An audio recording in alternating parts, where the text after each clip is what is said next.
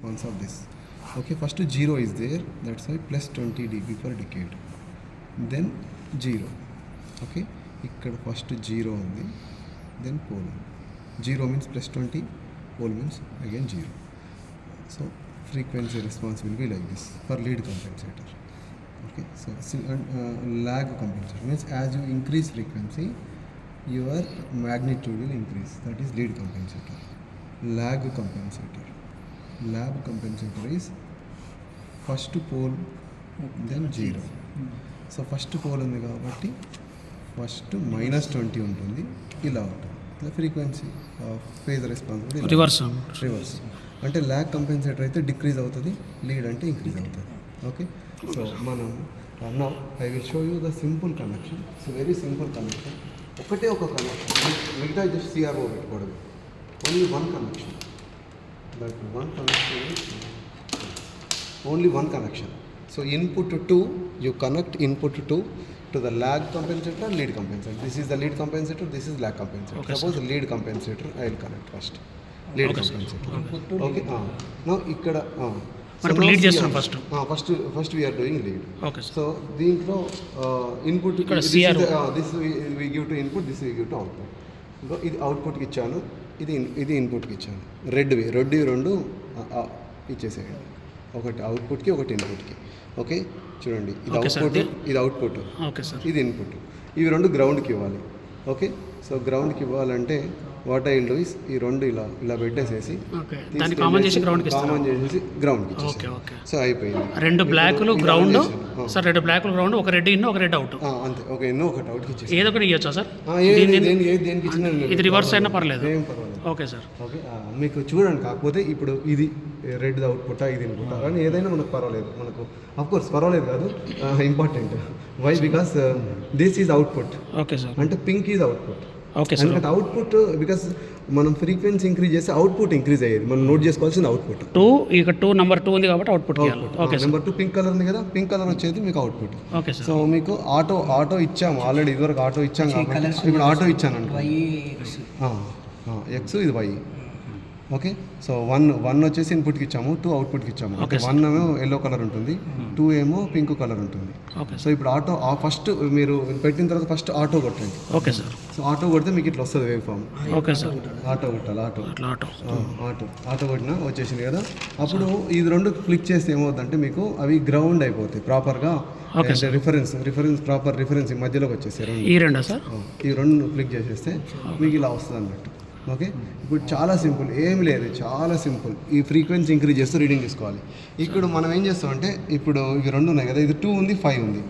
రెండు సేమ్ ఉండేటట్టు చూసుకోవాలి. అంటే ఇది మార్చుకోవాలి, ఇది 10 అవుతుంది, 5 కదా, 2. ఇప్పుడు రెండు ఉన్నాయి కదా, రెండు సేమ్ ఉన్నాయి. ఓకే, ఇప్పుడు మీరు చూసుకోవాల్సింది ఏంటంటే రెండు 2 ఉండాలి. సో ఇప్పుడు మెజర్ పెట్టండి, మనకు కావాల్సింది వోల్టేజ్. నెక్స్ట్ ఏదో వస్తాను సార్, అది పెట్టినాక ఈక్వల్ పెట్టినాక సిఆర్ఎంఎస్ కాకుండా మనకు విపిపి కావాలి. విపిపి కావాలంటే VPP. So VPP okay. So VPP ఇక్కడ కనిపిస్తుంది చూడండి, విపిపి కనిపిస్తుందా? ఇక్కడ ఉందా విపిపి? అక్కడ ఉంది. ఓకే, విపిపి రావాలి కదా.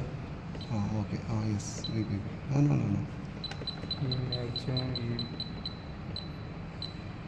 VPP. Okay, so now you increase this and note down VPP value. Okay, so VPP value ఇక్కడ రాలేదు, మెజర్లో ఉండే రావాలి.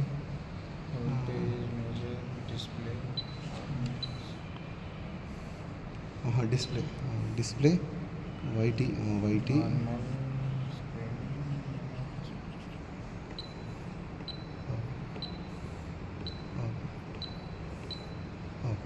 సో